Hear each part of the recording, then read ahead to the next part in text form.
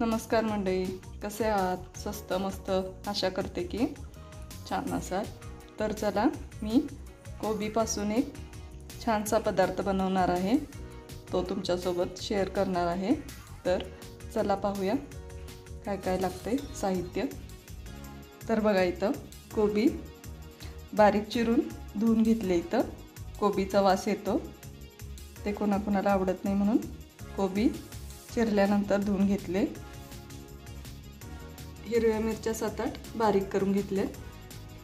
1 चमचा हळद, थोडासा ओवा हातावरच थोडासा चोळून टाकायचा. तर इथं तीळ घेतले 1 चमचा. 1 वाटी डाळीचं पीठ घेतले. 1 वाटी ज्वारीचं पीठ.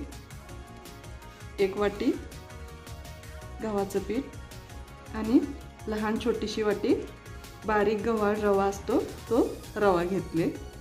तर हे सर्व जिन्नस आपल्याला एकत्र करून घ्यायचं आहे. तर चला एकत्र करून घेऊया आपण. इथं मी एका भांड्यात एका परातीत बारीक चिरलेला कोबी घेतले.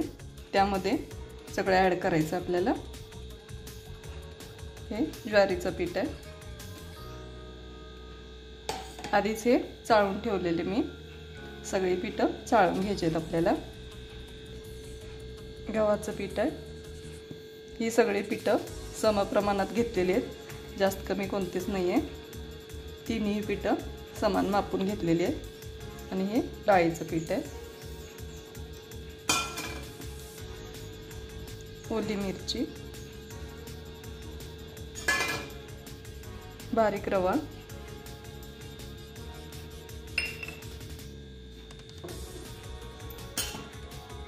तीळ, हळद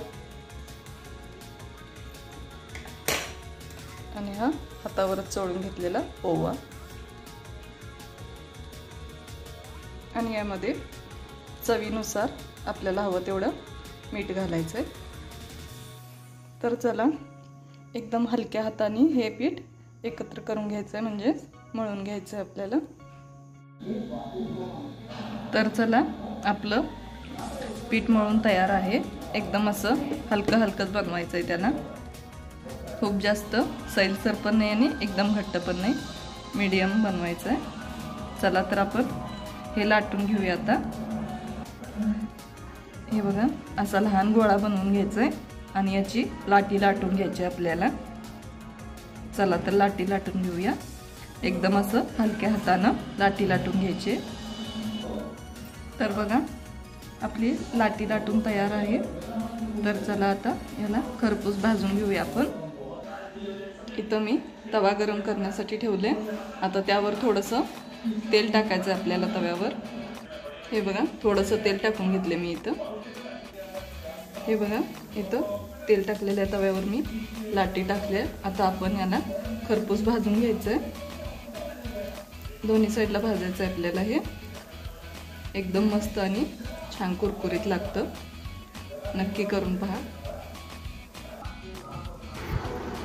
याला तेलही जास्त लागत नाही, तव्याला हे चिटकून वगैरे बसत नाही, लगेच परतता येतं याला.